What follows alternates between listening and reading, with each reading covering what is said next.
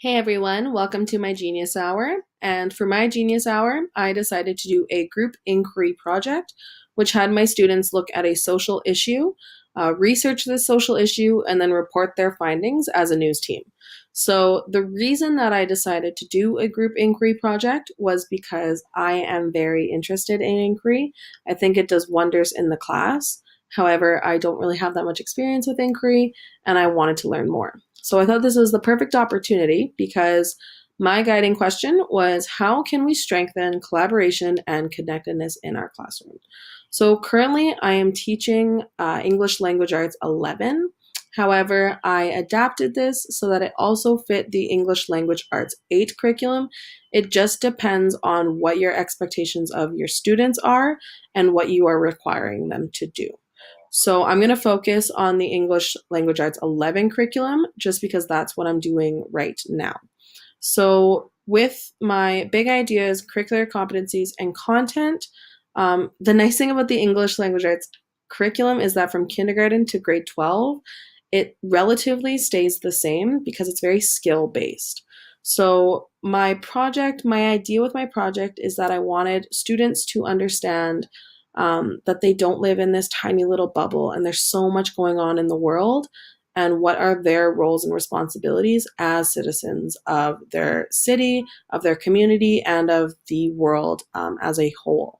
So, with the curricular competencies, students are going to really focus on interpreting, analyzing different sources of information, looking at it from different points of view and perspectives, and being able to identify if there's bias or if it's reliable and accurate. Lastly, my content piece, I'm really looking for my students speaking and reading techniques. Are they able to cite and the different design processes? So, my actual project, just a little bit of background information, if you would like. I am actually doing a team approach in my classroom right now. So my students have been put into teams. They have team names, mascots, countries, and they competed in different team building activities that were not related to school to really strengthen their communication and connectedness between each other. Then I started to introduce more curriculum games. So now they're getting involved with the content, which sets them up nicely for this project. So, a breakdown of this project is students will work in their groups to choose a current social issue that they are interested. And the big idea here is that the group has to choose one, and they all have to agree on one. So it's working on those communication skills.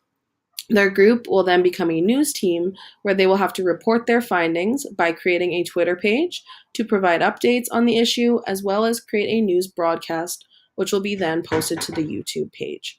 And that is more so for their final project or for their final product. So initially, you need to set up the groups, and students will have an opportunity to choose the social issue that they're interested in, and here they will assign their roles based on their strengths as a learner. So with the roles, how I set this up was that every student is responsible for 3 different roles. So every student will be an article researcher and a writer. However, there are different roles that they can sign up for, which will keep them accountable for their part in the group project. I know a lot of times my students, one person will do all the work while 3 won't really do that much. So this makes sure that they're have an equal workload. So students will sign up for their roles here, and then there's a time manager for this group, which requires them to check in and make sure all of the students are completing their roles. So throughout the researching part, students will be using different news platforms to gather information. I use News ELA because it is a fantastic way, right here, to get information, and it's all student centered. And then if you have weaker students, you can change their reading levels and the content of the article stays the same. It's just the words change. So I would strongly recommend using this for any inquiry.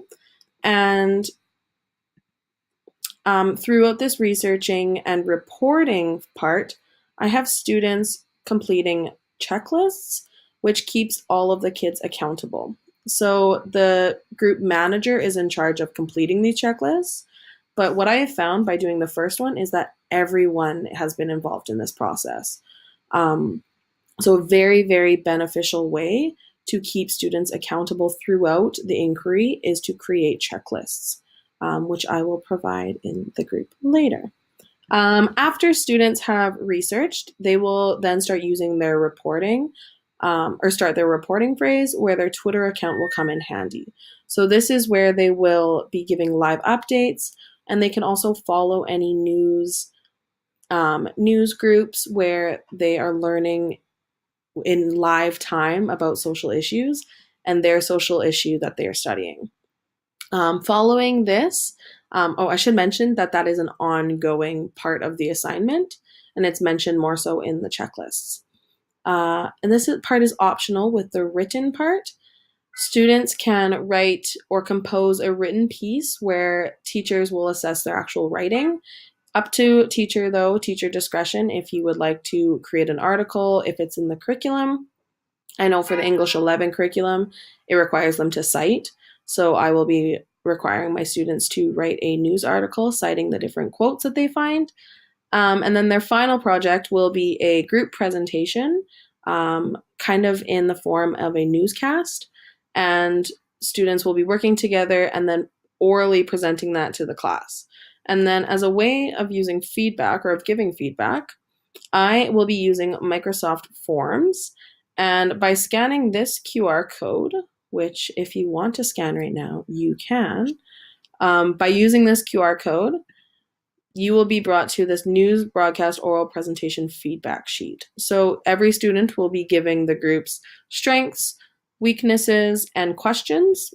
And then from here, as the teacher, you are able to open in Excel all of the different responses that the students give, and then you can print out that form and just give it to the group right away.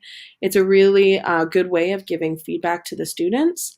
I know I use this a lot in my classroom, and I've gotten really good feedback from the students. So that is my project. I'm in the midst of it right now teaching.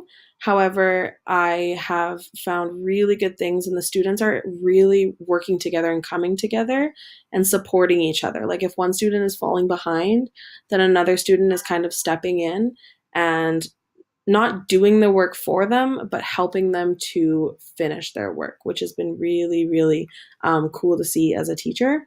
And yeah, that is my Genius Hour.